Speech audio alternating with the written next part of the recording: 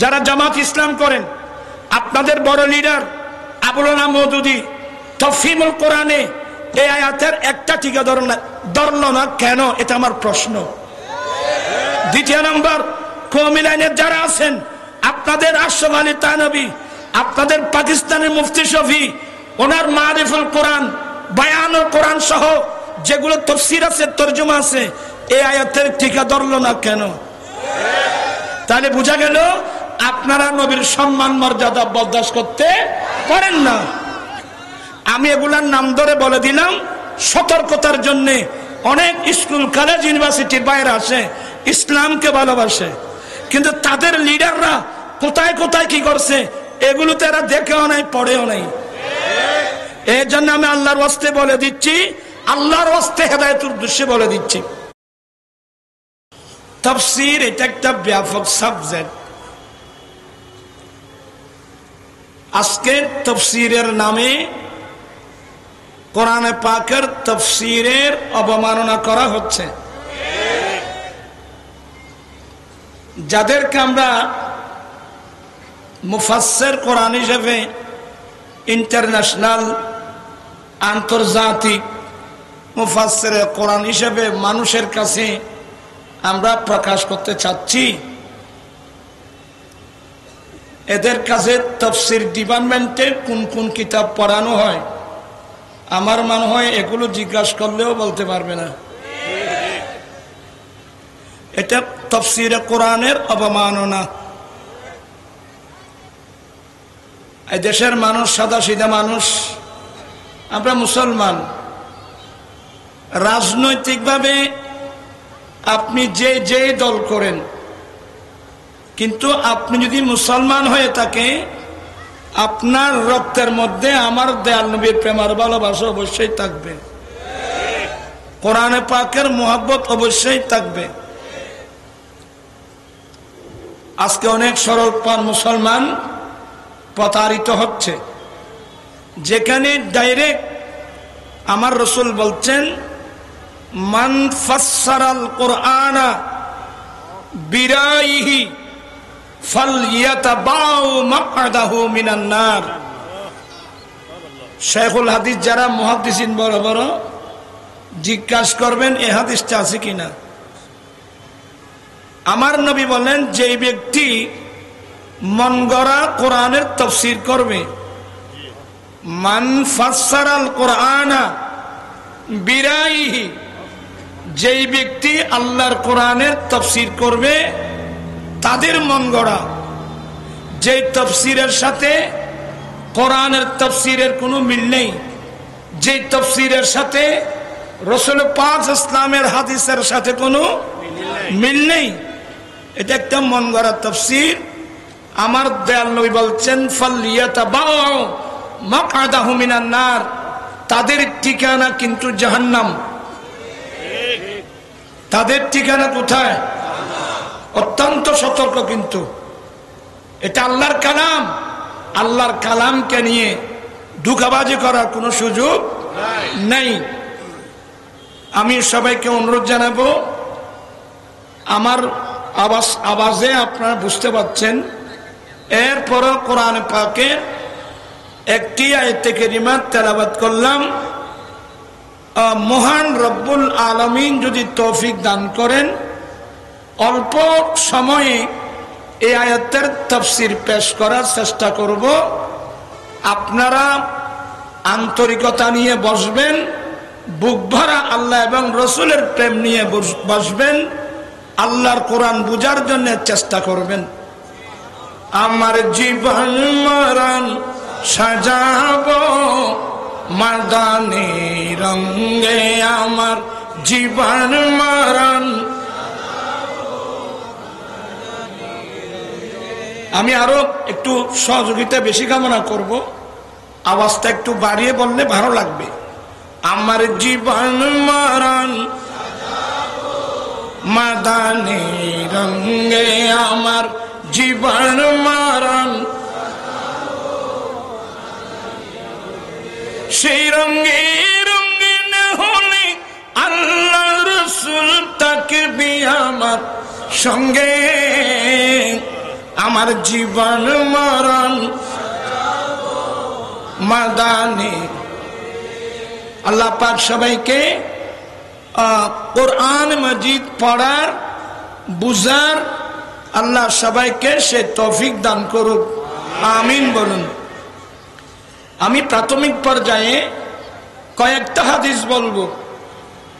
এই যে আপনারা আজকে তাফসীরুল মাহফিলের মধ্যে আসছেন, সবাই তালেবে ইলম হয়ে গেলেন। আমরা সবাই কি হয়ে গেলাম? তালেবে ইলম হয়ে গেলাম। তালেবে ইলম হতে পারলে তাদের মর্যাদা কত বড়। আমার মুখে মুখে কয়েকটা হাদিস শরীফ পড়বেন। ক্বালা, মনোযোগ আছে নাকি? ক্বালা রাসূলুল্লাহি সাল্লাল্লাহু আলাইহি ওয়াসাল্লাম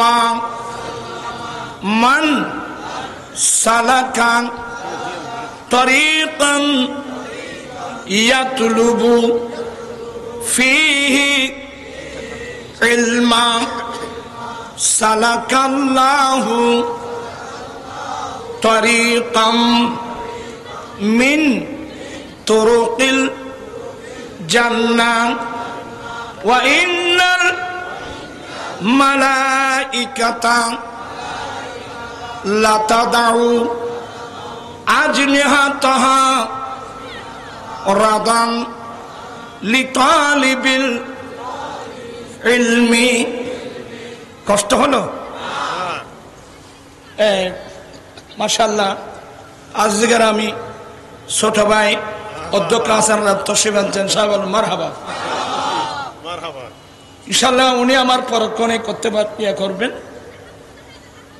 আজকে তো আর নাই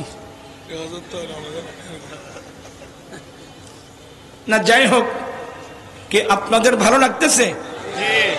সুন্দর ভালোভাবে কোরআন হাদিসের আলোচনা শুনুন। আল্লাহর নবী বলেন, যেই ব্যক্তি রাস্তা অতিক্রম করে যাবে কোন উদ্দেশ্যে?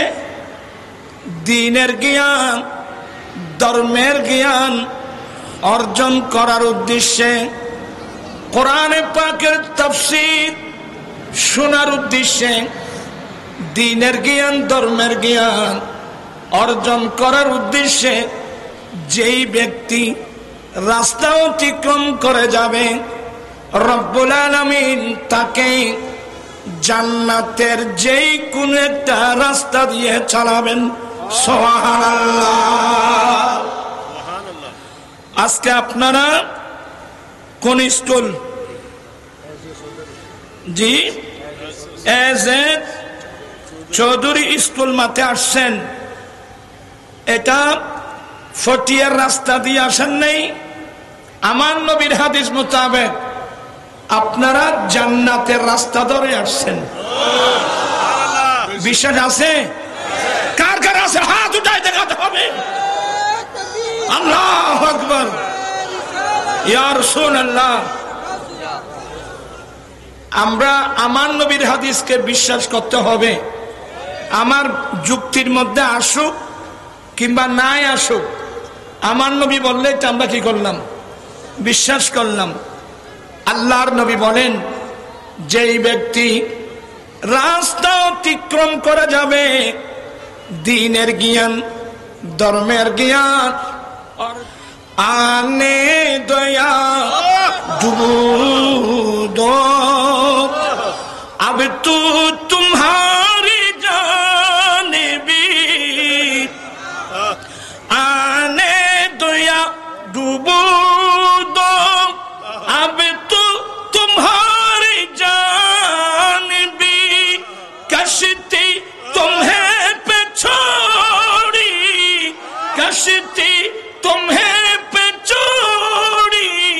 लंगर उठा दिए हैं उनकी महल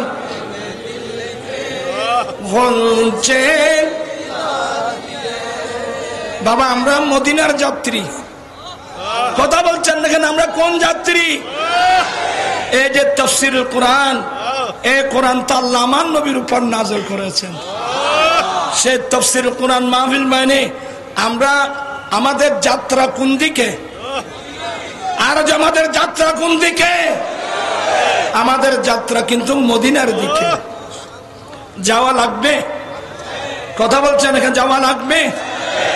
আপনি রাশিয়ায় যান, আমেরিকায় যান, সারা পৃথিবী ঘুরতে থাকেন, কিছুক্ষণ ইহুদিদের পিছনে, কিছুক্ষণ নসারাদের পিছনে, আপনি পাগলের মতো যেখানে ঘুরতে থাকেন, মনে রাখবেন আসতে হবে দরবারে মুস্তাফা। কোথায় আসতে হবে? দরবারে মুস্তাফা, আমার নবীর দরবারে আসতে হবে। নবীর দরবার আসলে কি আপনার না খুশি না বেজার? তাহলে আরেকটা হাদিস পড়ুন। ক্বালা, আপনারা আমাকে একটু হেল্প করবেন, আমার আওয়াজ করতে কষ্ট হচ্ছে। ক্বালা রাসূলুল্লাহি সাল্লাল্লাহু আলাইহি ওয়াসাল্লাম ইন্নাল ঈমানা লা ইয়ারিজু ইলাল মদিনা কামা তারিজুল হাইয়াতু ইলা জোহরিহা। আমার দয়াল নবী বলেন, উম্মত, ঈমান ঈমান দৌড়ে দৌড়ে মদিনার দিকে চলে যাবে। প্রান্তীয় ইসলামী ভাইয়েরা, ঈমানের গতি কিন্তু মদিনার দিকে। কথা বলছেন না কেন? ঈমানের গতি কোন দিকে? ঈমানের গতি কিন্তু মদিনার দিকে। এই হাদিসটা কিন্তু কিয়ামতের পূর্বের ঘটনা না। আমার ভাইরা, যখন দাজ্জাল বের হবে, দাজ্জাল বের হয়ে সারা পৃথিবী সে বিচরণ করবে, অনেক মানুষকে সে বেঈমান করবে, আল্লাহ তাকে অনেক শক্তি দেবে। এই গোটা পৃথিবী ভ্রমণ করবে, লক্ষ লক্ষ মানুষকে ঈমান হারা করবে। ওই বিপদ, ওই মুসিবতের সময় আমরা যারা মুমিন, আমাদের আসল সম্পদ জায়গা নয়, আমাদের আসল সম্পদ জমিন নয়, আমাদের আসল সম্পদ বিল্ডিং নয়। ঈমানদার মুসলমানের মূল সম্পদ হলো ঈমান। ঈমানের উপর থাকতে হবে, ঈমান নিয়ে কবরস্থানে যেতে হবে। যদি ঈমানের উপর থাকতে পারি, ঈমান নিয়ে যেতে পারি, তাহলে আমাদের আখিরাতের মুক্তি কিন্তু নিশ্চিত। বিরক্ত হচ্ছেন বোধহয়? দাজ্জাল সারা পৃথিবী বিচরণ করবে, কিন্তু দাজ্জাল দুই জায়গায় প্রবেশ করতে পারবে না। একটা হলো মক্কার হারাম, আর একটা হলো মদিনার হারাম। একটা মক্কার হারাম, আর একটা মদিনার হারাম। এই দুই হারামের ভিতর দাজ্জাল জীবনে কোনোদিন প্রবেশ করতে পারবে না। ওই বদরের যুদ্ধের মতো আল্লাহ নূরি জগতের সশস্ত্র বাহিনী ফেরেশতা দুই হারামের সীমানায় দাঁড় করাই দেবে, দাজ্জাল হারামের ভিতর ঢুকতে পারবে না। তার এই দুই হারামটা হলো ঈমানদার মুসলমানের ঈমানের নিরাপদের জায়গা। এই জন্যে পৃথিবীর প্রত্যন্ত অঞ্চল থেকে যারা সত্যিকার মুমিন, এরা নিজের ঈমান রক্ষার জন্যে ঘর বাড়ি জায়গা জমিন সব বিসর্জন দিয়ে শুধু নিজের ঈমান রক্ষার জন্যে ওরা রওনা হয়ে যাবে কোথায়? মদিনাতুল মুনাওয়ারা। আল্লাহর নবী বলেন, নিশ্চয়ই ঈমান মদিনার দিকে চলে যাবে। এক তরজমা। দ্বিতীয় নম্বর তরজমা, ইন্নাল ঈমানান আই ইন্না আহলাল ঈমান, অর্থাৎ সত্যিকার যারা মুমিন এরা কিন্তু ঘর বাড়ি ব্যবসা বাণিজ্য ফেলে নিজের ঈমান রক্ষার জন্যে দৌড়ে দৌড়ে মদিনার দিকে চলে যাবে। কিভাবে? যেমনি ভাবে বিষাক্ত সর্প গর্তের দিকে দৌড়ে, যেমনি ভাবে বিষাক্ত সর্প গর্তের দিকে দৌড়ে। কারণ সর্পের নিরাপদের জায়গা গর্ত, আর ইমানদারের ইমানের নিরাপদের জায়গা মদিনাতুল মুনাফফারা। এই যে আমরা আহলুস সুন্নাত ওয়াল জামাতের মতাদর্শী মানুষ যারা আছি, আমরা আমাদের গতি কিন্তু মদিনার দিকে। হুজুর, গতি যদি মদিনার দিকে হয়, মক্কা কি বাদ পড়লো? আমার আলা হযরত এর রহস্যটা বলে দিয়েছেন। উনকি তুফাইলে হক নে হজ भी करा दिए, उनकी तुफाइले हक ने हज भी करा दिए, असले मुराद हाजिरी उस पाक दर की है। আমার আলা হযরত বলেন, আমার আসল উদ্দেশ্য আমার দয়াল নবীর দরওয়াজায় হাজিরি দেওয়া। আমার আসল উদ্দেশ্য প্রিয় নবীর দরওয়াজায় হাজিরি দেওয়া। যখন ওখানে গেলাম, সেই নবীর উসিলায় মক্কায়ে মুআজ্জামার হজ আমার নসিব হয়ে গেল। আপনারা খুশি না বেদার? আমাদের যাত্রা কোন দিকে? আজ থেকে আমরা শপথ গ্রহণ করব, আমরা নবীর আদর্শ ছাড়া মানুষের কোনো মন গড়া বানানো কোন আদর্শ আমরা মানি না, মানব না, চলব না। একমত আছেন সবাই? সবাই একমত আছেন?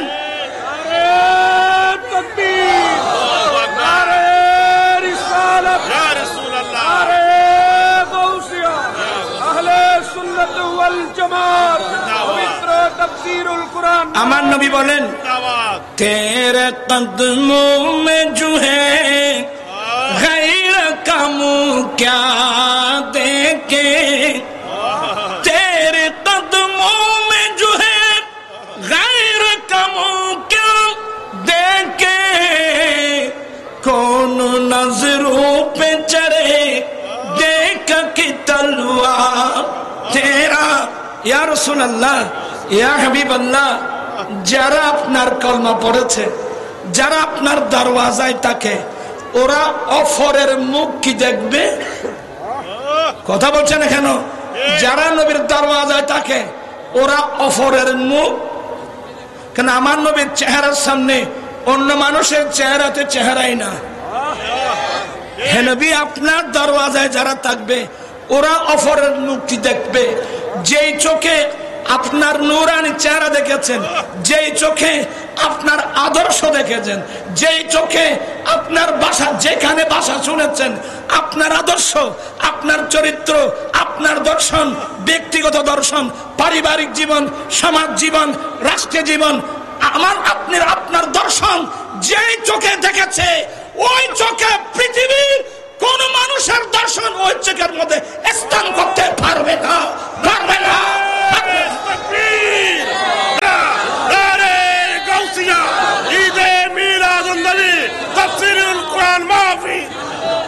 হয়তো বিরক্ত হয়ে গেলেন, আমি প্রথম হাদিস ফেলে আসছি। আমার রসুল বলছেন যে যেই ব্যক্তি রাস্তা অতিক্রম করে যাবে দিন শিক্ষার জন্যে, ধর্ম শিক্ষার জন্যে, তাফসীর শোনার জন্যে, আল্লাহ তার জন্যে জান্নাতের যেই কোন একটা রাস্তা দিয়ে চলা আল্লাহ সহজ করে দেবেন। কি বিরক্ত হয়ে গেছে তাড়াতাড়ি? তাফসীর মানে বুঝেন, এটা আটলান্টিক মহাসাগর। এবার আমার নবী বলেন, তো আপনারা যারা তাফসীর শোনার জন্য আসলেন, আপনাদের মর্যাদা কত বড়। আল্লাহর নবী বলেন, ওয়া ইন্নাল মালাইকাতা লা তাদাউ আজনিহাতাহা রাদান লিতালিবিল ইলমি। আল্লাহর নূরি জগতের ফেরেশতারা তালেবে ইলমদেরকে সন্তুষ্ট করার জন্য, খুশি করার জন্য, তালেবে ইলমদের চলার পথে রাস্তার মধ্যে নূরানি ডানাগুলো বিছায় দেয়। আপনাদের সম্মান, আমাদের সম্মান কত বড়, এগুলো তো আমরা দেখতেছি না। আপনাদেরকে আল্লাহর নূরি জগতের ফেরেশতারা নূরানি ডানা বিছাই আপনাদেরকে সম্মান দিচ্ছেন, আমাদেরকে সম্মান দিচ্ছেন। এতে আমরা খুশি না বেজার? গৌসে পাকের কাছে প্রশ্ন করা হলো, হুজুর আপনি যে আল্লাহর এত বড় বলি, এই মসলাটা জানলেন কিভাবে? শেখ মুহাক্কিক দেহলভী তার বিখ্যাত কিতাব আখবারুল আখিয়ারে নকল করছেন। আমার গৌসে পাক উত্তর দিয়েছিলেন, আমি আব্দুল কাদেরের বয়স যখন 10 বছর, আমি আল্লাহর কোরআন নবীর হাদিস বুকে নিয়ে বের হলাম ঘর থেকে, মাদ্রাসায় যাব। আমি আব্দুল কাদের কোরআন সুন্নাহ বুকে নিয়ে ঘর থেকে বের হওয়ার সাথে সাথে আমি দেখলাম আমার ডানে বামে অসংখ্য নূরি জগতের ফেরেশতা। ওই যে ফেরেশতার কথা বললাম না, আমার গৌসে পাক 10 বছর বয়সে কুফালের চোখে সে ফেরেশতাগুলো দেখছে। আমার গৌসে পাক বলেন, ফেরেশতারা আমার সঙ্গে সঙ্গে আমাকে সঙ্গে নিয়ে মাদ্রাসায় যাচ্ছে। আমি যখন মাদ্রাসায় পৌঁছে গেলাম, আমার ক্লাসমেট যারা ছিল ওরা তো ক্লাসে বসা ছিল। একজন ফেরেশতা ডাক দিয়ে বলে, এই মাদ্রাসার ছাত্র, আরে তোমরা এখনো বসে থাকবা? আল্লাহর ওলি আসছে, বসার জায়গা করে দাও। আমরা সেই তাফসীরুল কোরআন মাহফিলের মধ্যে এসেছি। এই তাফসীর শুনতে পারলে, তালেবে ইলম হতে পারলে আমাদের মর্যাদা বাড়বে না কমবে? ইমাম আযম আবু হানিফা রাহমাতুল্লাহ আলাইহির ছাত্র আব্দুল্লাহ বিন মুবারক রাদিয়াল্লাহু তাআলা আনহু একটা ঘটনা নকল করেছেন। কি বলে, আল্লাহ যদি কোনো বান্দাকে সকাল বেলায় অন্তরের মধ্যে ইলহাম করে যে তুমি সন্ধ্যাবেলায় মারা যাবে, সবাই শুনেন, যারা দাঁড়িয়ে আছেন না আপনারাও শুনেন। আব্দুল্লাহ বিন মুবারক বলেন, আল্লাহ যদি কোন মানুষের অন্তরে ইলহাম করে এই বান্দা সন্ধ্যাবেলায় তুমি মারা যাবে, আমাকে ইলহাম করলেন আল্লাহ সকাল বেলায়, আমি মারা যাব সন্ধ্যাবেলায়, এই সময়ের মধ্যে আমি কোন কাজটা করব? এবার বুঝে আসবে জিনিসটা। আল্লাহ আমাকে সকাল বেলায় ইলহাম করে জানিয়ে দিলেন তুমি সন্ধ্যাবেলায় মারা যাবে, এখন আমি কোন কাজটা করব? আরে সন্ধ্যা হতে সন্ধ্যার সময় প্রাণ কবজ হয়ে যাবে, আমি কোন কাজ করব? ও বিশ্বের মুসলমান, তোমরা কোরআন সুন্নাহ নিয়ে কোরআন সুন্নাহর তালিমের জন্য বসে যাও, কোরআন তেলাওয়াতের জন্য বসে যাও, আমার নবীর হাদিস পড়ার জন্য বসে যাও। কারণ আমার নবী হাদিসে বলছেন, যে ব্যক্তি ইলম তলব করতে গিয়ে মাঝপথে যদি মারা যায় সে শহীদ। সে কি হবে? শহীদ হবে। আমার ভাইরা, এই কোরআনের তাফসীর, কোরআন সুন্নাহর জ্ঞান অর্জন, এটা যে কত বড় নিয়ামত।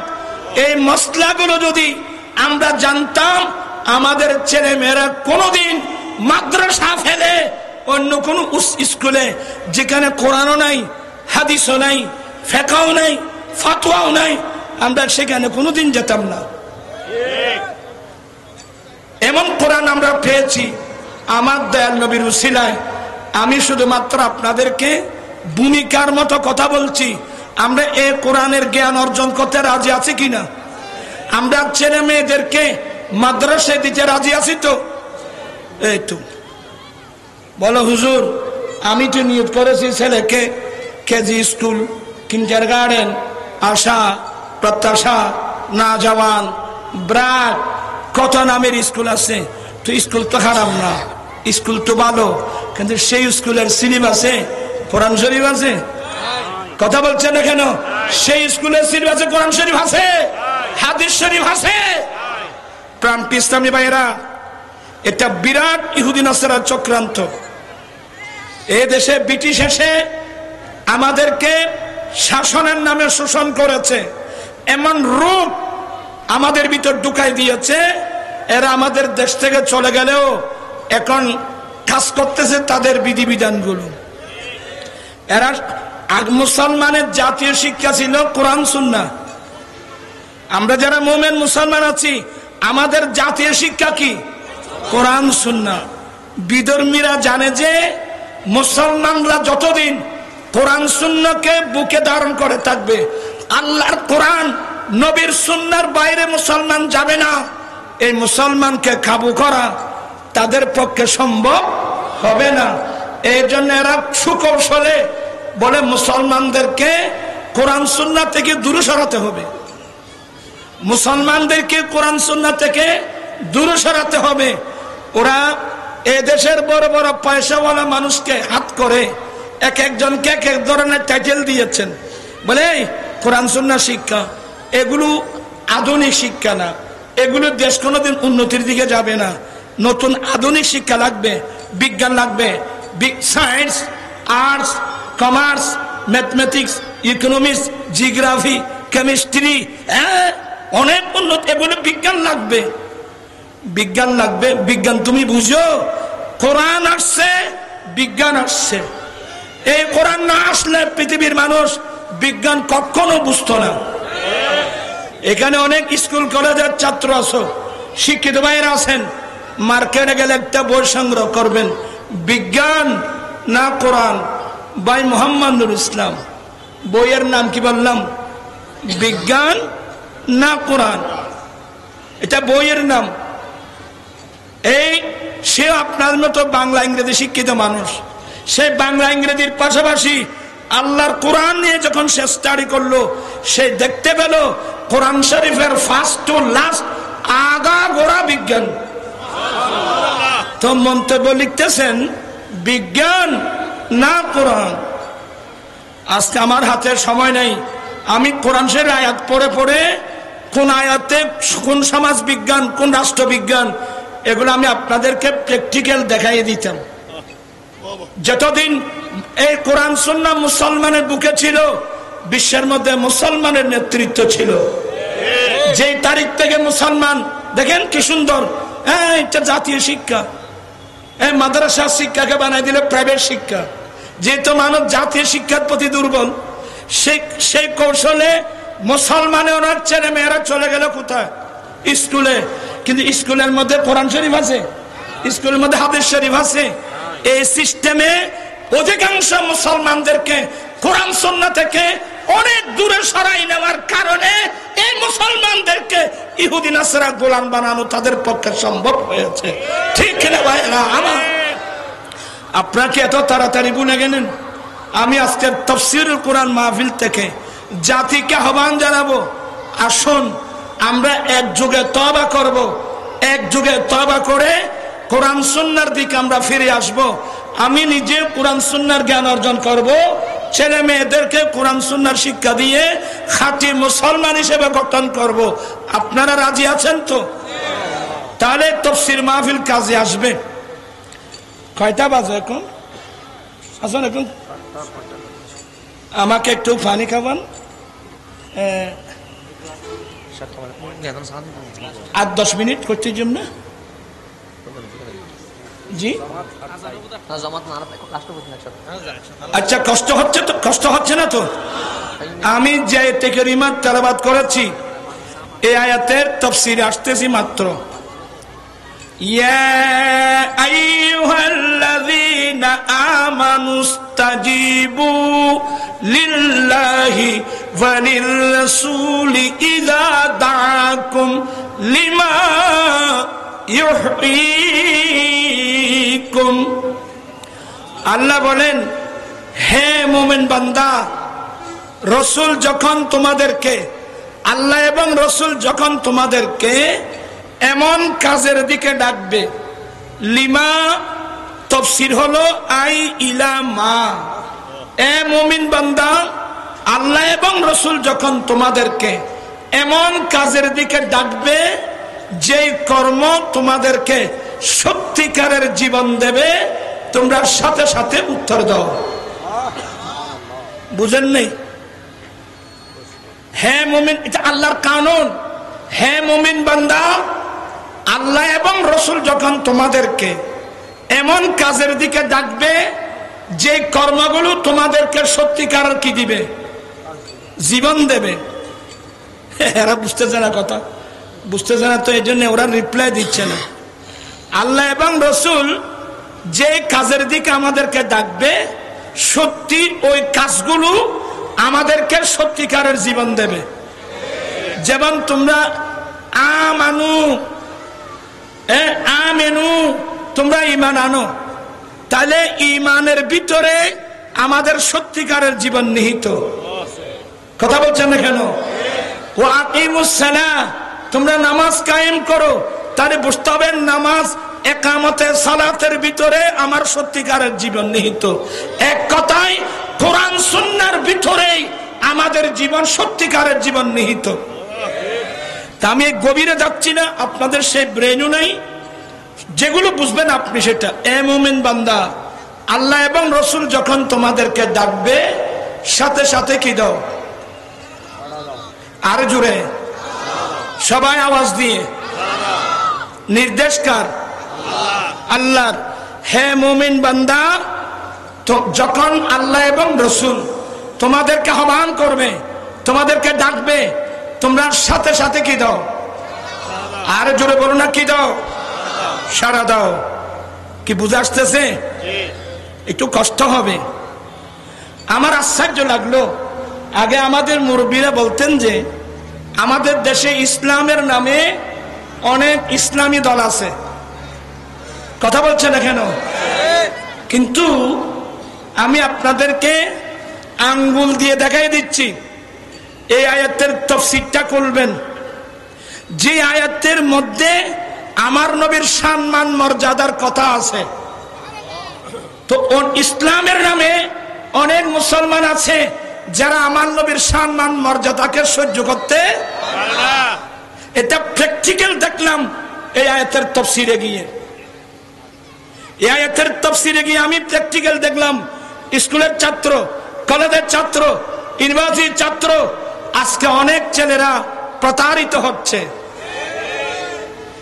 এই আয়াতের তাফসীর একটা দেখাই দেব।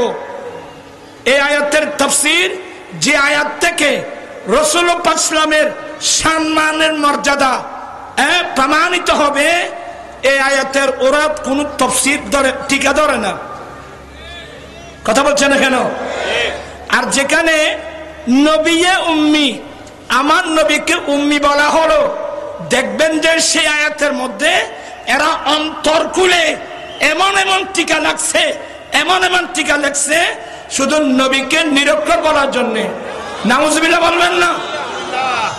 নবীকে কি বলার জন্যে? আমি আপনাদেরকে আঙ্গুল দিয়ে দেখাই দিচ্ছি, যে আয়াত থেকে রাসূলুল্লাহ পাক সাল্লাল্লাহু আলাইহি ওয়াসাল্লামের সম্মান মর্যাদা পাওয়া যায়, ওরা ওই আয়াতের তাফসীর করে না, ওরা ওই আয়াতের টিকা ধরে না। যেমন এই আয়াতের টিকা ওরা ধরে নাই। তবে আমি ওরা না ধরলেও আপনি কি বুখারী শরীফ বাদ দিতে পারবেন? আপনি কি মুসলিম শরীফ বাদ দিতে পারবেন? আপনি কি তিরমিজি শরীফ বাদ দিতে পারবেন? এবার আসুন, আমি তাড়াতাড়ি, সময় কম। আল্লাহ বলেন, হে মুমিন বান্দা, আল্লাহ এবং রসুল যখন তোমাদেরকে ডাকবে তোমরা সাথে সাথে কি দাও? আপনারা আমার দিকে নাই কিন্তু, ওই মেহমানাইতে বেগুনি কেভিরে গিয়ে যদি আমি তো বললাম মাত্র আর 10 মিনিট। আল্লাহ বলেন, হে মুমিন বান্দা, আল্লাহ এবং রসুল যখন তোমাদেরকে ডাকবে তোমরা সাথে সাথে কি দাও? সবাই আমার দিকে আছেন? মিথ্যা বলবেন না। আমি দেখতেছি কে আমার দিকে আছেন, কেউ ওইদিকে দেখছে, আমি সব দেখতেছি। আমি কিন্তু একটা আটলান্টিক মহাসাগরকে একটা ইয়ের মধ্যে আনার চেষ্টা করব। আল্লাহর কানুন হলো, আল্লাহ এবং রসুল তোমাকে আমাকে যখন ডাকবে তখন কি করতে হবে? এটা বুঝে আসছে তো? সমস্যা অনেক, বেয়াদবি মাফ করবেন, আমি দুটো সমস্যার কথা তুলে ধরছি। রসুল ধরে নেন, রসুল আমাকে ডাক দিলেন, আমি বারবার বেয়াদবি মাফ চেয়ে নিচ্ছি। তখন আমি ধরেন আমি আমার ওয়াইফের সাথে সহবাস করছি, তখন আমি কি করব? কোরআন বোঝা এত সহজ মনে করিয়েন না, কারণ স্ত্রী সহবাস এটা এমন একটা বিষয়, আমি বিয়াদমি মাপ চাচ্ছি, তোমরা ছেলেরা রং বুঝবা না। স্ত্রী সহবাস এটা এমন একটা বিষয়, মানুষের গর্দনের উপর তরবারি চালালো দুনিয়ার কোনো কি থাকে না, খবর থাকে না, এমন একটা বিষয়। হ্যাঁ, নবী আমাকে ডাক দিলেন, এখন আমি কি করব? আল্লাহ তো কানুন করেছেন, যখন আল্লাহ আল্লাহ রসুল ডাকবে তখন কি দাও। এখন আমি কি করব? তা আমি কি করব আমার থেকে বলবো না। আমাদের হানিফি মাযহাবের বিখ্যাত একটা কিতাব শরহে সুনানে মাআনিল আসার, এই কিতাবের মধ্যে গোসল কখন ওয়াজিব হয় এই চ্যাপ্টারের একটা হাদিস। সবাই মনোযোগ সহকারে শুনছেন? মনোযোগ আছে? গোসল কখন ওয়াজিব হয় এগুলো তো আমরা শিখি না। যে আলাম আমাদের জন্য ফরজ এগুলো তো আমরা শিখি না। আল্লামা আবু জাফর তাহাবী শরহে সুনানে মাআনিল আসারে গোসল কখন ওয়াজিব হয় এই চ্যাপ্টারে হাদিস আনছেন, যেটা সংক্ষেপে বলবো। আমার নবীর একজন সাহাবা স্ত্রীর সহবাস করছেন, আমার নবী ডাক দিলেন, ইয়া ফুলান। নবী ডাক দিলেন, এই লোকটা যে স্ত্রীর সহবাস করছেন আমার নবী জানে না? কথা বলছেন না কেন? আল্লাহ নবীদেরকে গায়বে ইলম দান করেছেন। আল্লাহ আমাদের নবীকে কি দান করেছেন? ফালা ইউযহিরু আলা গায়বিহি আহাদা ইল্লা মান ইরতাদা মির রাসূল। আল্লাহ আমার প্রিয় রাসূলকে কি দান করেছেন? গায়বে ইলম দান করেছেন। আপনাদের কোনো আপত্তি থাকলেও কোনো সমস্যা নেই, আল্লাহ তো দিয়েছেন। আমার নবী জানে না ওই সাহাবা কোন অবস্থায় আছে? আমার নবী ডাক দিলেন, নবী কোরআন শরীফের তাফসীর শিখাচ্ছেন, প্র্যাকটিক্যাল তাফসীর শিখাচ্ছেন, আল্লাহর কোরআনের উপর কিভাবে অনুশীলন করতে হবে প্র্যাকটিক্যাল শিখাচ্ছেন। আমার নবী ডাক দিলেন, ইয়া ফুলান। তো ওই সাহাবার কানে যখন আমার দয়াল নবীর আওয়াজ যখন চলে গেল, ওই সাহাবা এরা তো জানের চেয়ে নবীকে বেশি ভালোবাসতেন। আমার নবীর সাউন্ড, আমার নবীর আওয়াজ মুহূর্তের মধ্যে সাহাবার কানে চলে গেল। এখানে বয়স্ক মানুষ, ক্ষমা চাচ্ছি, বেয়াদবি মাফ করবেন। ওই সাহাবার কানে যখন নবীর আওয়াজ চলে গেল, ইয়া ফুলান, তো আল্লাহ তো নির্দেশ দিয়েছেন নবী যখন ডাকবে তখন উত্তর দাও। এই সাহাবা পড়লেন বিরাট বিপদে। একদিক দিয়ে স্ত্রীর ভালোবাসা, আরেক দিক দিয়ে নবীর ভালোবাসা। কিন্তু মোমেন কাকে বলে? মোমেন বলে যেই নারী পুরুষ, মা বাবা ছেলে সন্তান স্ত্রী পুত্র, পৃথিবীর বুকে আমার আপনার যত আপনজন আছে, সবচেয়ে যে লোকটা আমার নবীকে বেশি ভালোবাসবে ওই লোকটাই তো মোমেন। দেখেন মনোযোগ, ওই সাহাবার কানে যখন আমার নবীর আওয়াজ গেল, ইয়া ফুলান, আমি আবার বারবার ক্ষমা চেয়ে নিচ্ছি। ওই সাহাবা নিজের কাফরটা এভাবে চিপে ধরে স্ত্রীকে ওখানে ফেলে লাব্বাইকা ইয়া রাসূলুল্লাহ বলে ঘর থেকে বেরিয়ে আসলো। শুনেন তাফসীর, কোরআন পাকের তাফসীর শুনেন। ওই সাহাবা লাব্বাইকা ইয়া রাসূলুল্লাহ বলে কাফরকে এভাবে চিপে ধরে লাব্বাইকা ইয়া রাসূলুল্লাহ বলে বেরিয়ে আসলো। চোখের দৃষ্টি নিচের দিকে। আমার নবী জানে না এ সাহাবা কোন অবস্থা থেকে আসছে। তা আমার নবী কি বললেন? লাআল্লানা আজাল্লাকা, এ সাহাবা সম্ভবত আমি তোমাকে তাড়াহুড়ার মধ্যে ফেলে দিয়েছি। ক্বালা নাম, উত্তর দিলেন, হ্যাঁ ইয়া রাসূলুল্লাহ, আমি তাড়াহুড়ার মধ্যে পড়েছি। এবার আমার নবী নির্দেশ দিলেন, সাহাবারে যাও গোসল করে আসো। মনোযোগ আছে? মোটেও নাই। এই হাদিস থেকে ইমাম আবু জাফর তাহাবি আমাদের জন্য একটা মশলা বের করে দিলেন। আচ্ছা তোরা কে ছয়টা লাগ দুধে কে সাইয়ের ও সুরে ফেলো, তারপর আমি ওয়াজ করলাম। তুমি এই খেলার উপযুক্ত মানুষ না। আমি তুমি মানি ছেলেদেরকে বলছি, মুরব্বীদেরকে কিভাবে বলবো? ছেলেদেরকে বলছি, আমি কোরআন হাদিস বুঝাচ্ছি, আপনার ওদিকে দেখছেন কেন? আমার ইমাম আবু জাফর তাহাবি এই হাদিস থেকে আমাদের জন্য মশলা বের করে দিল। স্বামী স্ত্রী যদি মিলন করে, বীর্যু বের হোক কিংবা না হোক, উভয় অবস্থার মধ্যে গোসল করা ওয়াজিব। কারণ এই সাহাবাত স্ত্রীর সহবাস করছিল, নবীর ডাকে চলে আসলো, তো নবী তো জিজ্ঞাসা করে নাই তোমার থেকে কি বীর্যু বের হয়েছে? এই যে প্রশ্ন করা ছাড়াই নবী ওনাকে গোসল করার নির্দেশ দিয়েছেন। স্পষ্ট হয়ে গেল স্বামী স্ত্রী মিলন করলে বীর্যু বের হোক কিংবা না হোক, উভয় অবস্থার মধ্যে গোসল করা ওয়াজিব। কি বিরক্ত হচ্ছেন? এবার আসুন, সবচেয়ে যেটা কঠিন আমার ভাইয়েরা, ধরে নেন আমি নামাজ পড়তেছি, আল্লাহর কানুন হলো আল্লাহর রসুল যখন ডাক দেবে, আল্লাহ এবং রসুল যখন ডাক দেবে তখন কি দাও? উত্তর দাও। একজন আমি নামাজে আমি কি করব? এবার এখানে দুটো হাদিস বলবো, একটা বুখারী শরীফের আর একটা তিরমিজি শরীফের। এই আয়াতের তাফসীরে আমার আশ্চর্য লাগলো, এই আয়াতের তাফসীরের উপর এতগুলো সহিহ হাদিস থাকতে ওই ইসলামী দলের নাম দিয়ে একটা টিকা পর্যন্ত কিভাবে ধরলো না?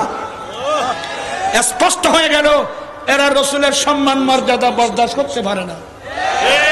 কিন্তু যেখানে নবীর উম্মত বলা হচ্ছে, একেবারে তো এর বাবা একে ফ্রাম খুলে ওখানে অনেক টিকা লেগছে। এই আয়াতের মধ্যে আমি ডাইরেক্ট বলছি, যারা জামাত ইসলাম করেন, আপনাদের বড় লিডার আবুল আনা মওদুদি তাফহিমুল কোরআনে এই আয়াতের একটা টিকা ধরলো না কেন? এটা আমার প্রশ্ন।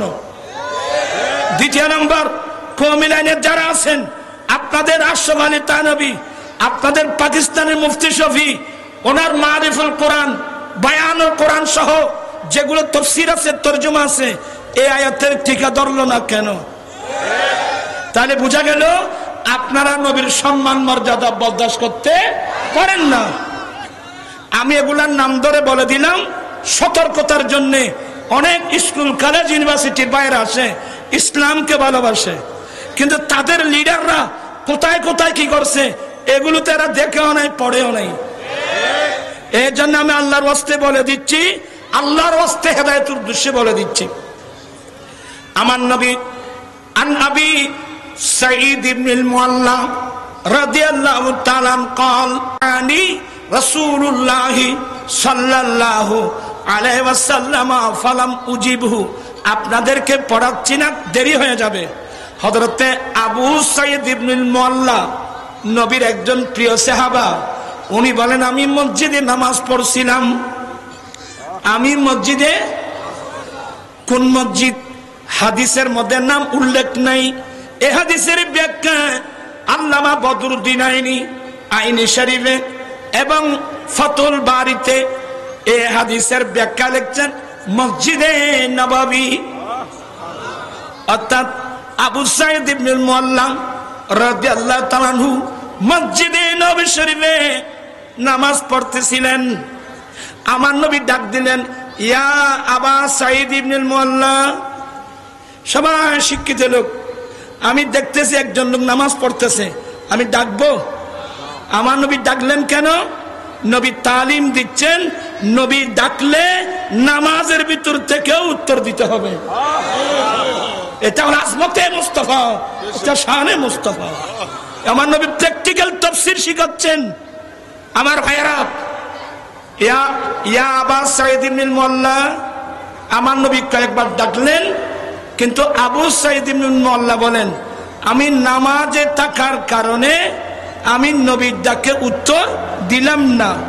আমার নবী আমার উত্তর না পেয়ে হুজরা শরীফে চলে গেল। আমি তাড়াহুড়া করে নামাজ শেষ করে নবীর হুজরায় গেলাম।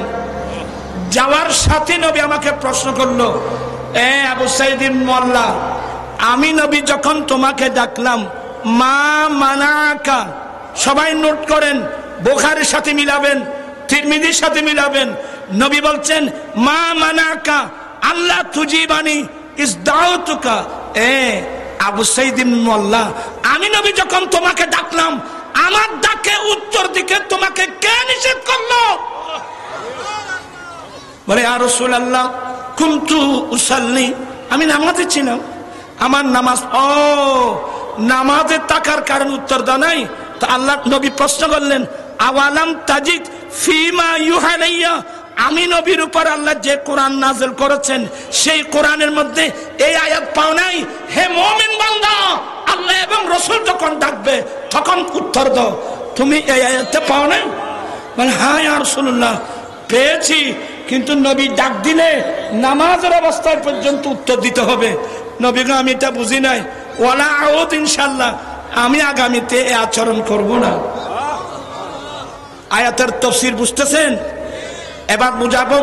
তিরমিজি শরীফ কিতাবুত তাফসীরে এই আয়াতের তাফসীর, আন আবি হুরায়রা রাদিয়াল্লাহু তাআলা قال খারাজান নবী সাল্লাল্লাহু আলাইহি ওয়াসাল্লাম ইলা উবাই ইবনে কাব। আমার নবী আবু হুরায়রা বলেন, আমার নবী একদিন হুজরা শরীফ থেকে বের হয়ে ওই উবাই ইবনে কাব যেখানে নামাজ পড়তেছে ওখানে গেলেন। সে নামাজ পড়তেছে, ওখানে গিয়ে নবী বলছেন, ইয়া উবাই, দেখেন কি মজার বিষয়, ইয়া উবাই, হে উবাই। উবাই ইবনে কাব নবীর ডাক শুনে এভাবে ফিরলেন, ফিরে মুখে উত্তর দিলেন না। আমার নবী উত্তর না পেয়ে হুজরা শরীফে চলে গেলেন। উবাই ইবনে কাব বলেন, উবাই ইবনে কাব বলেন, আমি তাড়াতাড়ি নামাজ শেষ করে নবীর হুজরা শরীফে গেলাম, সালাম দিলাম। সালামের উত্তর দিয়ে আমার নবী জিজ্ঞাসা করলেন, এ উবাই ইবনে কাব, আমি রাসূল যখন তোমাকে ডাকলাম, আমার ডাকে উত্তর দিতে তোমাকে কে নিষেধ করলো? বলে, ইয়া রাসূলুল্লাহ, আমি নামাজ পড়তেছিলাম। ও, তুমি এই জন্য আলাম ইয়াকুলিল্লাহু ইস্তাজিবু লিল্লাহি ওয়া লিরাসূলি ইযা দাআকুম, আল্লাহকে কোরআনে এই আয়াত বলেন নাই, হে মুমিন বান্দা, যখন আল্লাহ আল্লাহ রাসূল ডাক দেবে তখন উত্তর দাও। তুমিও পাও নাই? বলে, হ্যাঁ ইয়া রাসূলুল্লাহ। এখন কয়টা আয়াত হলো? আরে জোরে, কয়টা হাদিস, কয়টা হলো? এই হাদিসের ব্যাখ্যায় ওই দেওবন্দ থেকে আহমদ আলী সারমপুরের হাসিয়া দেখেন, মেশকাতের হাসিয়া দেখেন। প্রশ্ন হলো, নবীর ডাক দিলে নামাজের অবস্থায় পর্যন্ত নবীর ডাকে কি দিতে হবে? এখন প্রশ্ন আসবে, হুজুর সারা তো দিলাম, আমার নামাজের অবস্থা কি হবে? তো এই আহমদ আলী সারম লিখতেছেন, দাল্লাল হাদিস আলা আন্না ইজাবাতার রাসূল সাল্লাল্লাহু আলাইহি ওয়াসাল্লাম লা তুবতিলুস সালাত কামা আন্না খিতাবাহু বিকাউলিকা আসসালামু আলাইকা আইয়ুহান নবী ওয়া রাহমাতুল্লাহি ওয়া বারাকাতুহু লা ইয়াকতাউহা। এই হাদিস প্রমাণ করে নামাজি বান্দা নামাজ পড়া অবস্থায় নবী ডাক দিলে, নবীর ডাকে উত্তর দিলে নামাজি বান্দার নামাজ বাতিল হবে না। যেমনি ভাবে প্রত্যেক নামাজি নামাজের মধ্যে নবীকে সম্বোধন করে সালাম দিচ্ছেন, আসসালামু আলাইকা আইয়ুহান নবী ওয়া রাহমাতুল্লাহি ওয়া বারাকাতুহু লা ইয়াকতাউহা। নামাজে নবীকে সম্বোধন করে সালাম দিলে যেমনি ভাবে নামাজি বান্দার নামাজ নষ্ট হবে না, নবীর ডাকে উত্তর দিলেও নামাজি বান্দার নামাজ কি হবে না? আর যে নামাজ বান্দার নামাজ। এবার আপনারা বলুন, নামাজের নবীর তাজিম আসছে কিনা? আর যে নবীর তাজিম আসছে কিনা? আজকে আমাদের দেশে ইসলামের নামে কি কি লেখছেন জানেন? কিতাবের নাম সারাতে মুস্তাকিম, মূল কিতাব ফার্সি, এটা উর্দু ভাষা অনুবাদ করছে। ওখানে লিখছে, ইসি জैसे और बुजुर्गों की खा जनाबी रिसालते माँ भी हूँ, अपनी हिम्मत को लगा देना, अपनी बैल और गधे की सूरत में मुस्तगरक होने से बुरा है। নামাজে নবীর ধ্যান ধারণা, নবীর ধ্যান ধারণা আসা গরু গাদার আকৃতির ভিতর ডুবে থাকার চেয়ে আরো নিকৃষ্ট। কেমন লাগলো আপনাদের? আজকে ইসলামের নাম দিয়ে এ দেশের সরলপ্রাণ মুসলমানদেরকে কোথায় নিয়ে যাওয়া হচ্ছে? নবীর খেয়াল দেন কে? আরে নবীর খেয়াল দেন না আসলে আমি সালাম কিভাবে দেব? আসসালামু আলাইকা আইয়ুহান নবী, হে নবী, হে নবী, আপনার উপর সালাম, আল্লাহর রহমত, আল্লাহর বরকত। যেই নামাজের নবীকে সম্বোধন করে সালাম দিতে হবে, নবীর খেয়াল আসতে হবে কিনা? হাত উঠাই বলতে হবে, নবীর খেয়াল আসতে হবে কিনা? আল্লাহু আকবার।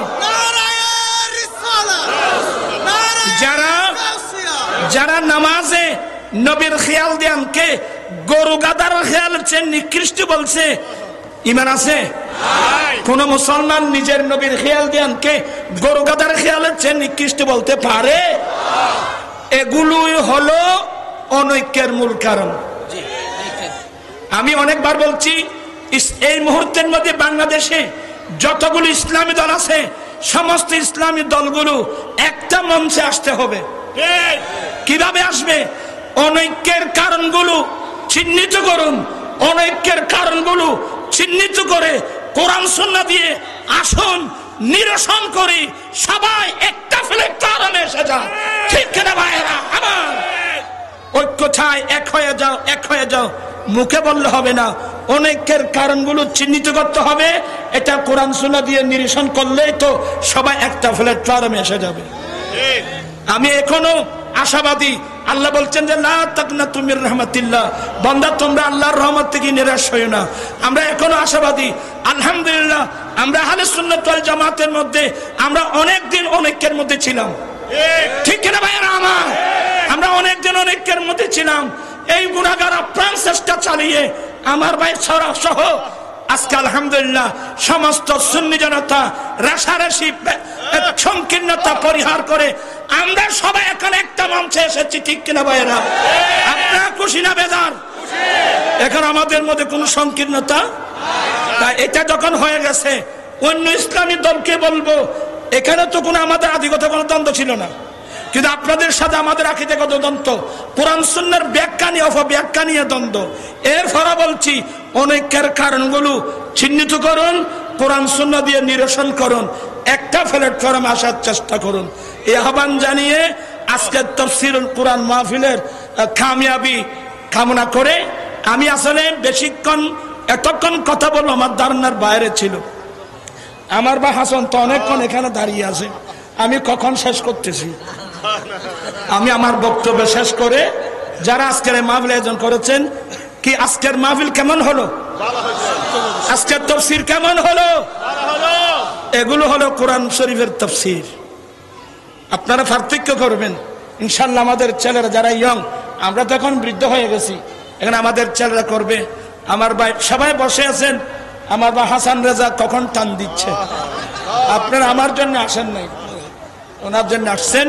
আল্লাহ প্রত্যেকের, আমার ভাই হাসান আজহারি সহ সবার হায়াতের মধ্যে আল্লাহ বরকত দান করুক, এলম বরকত দান করুক।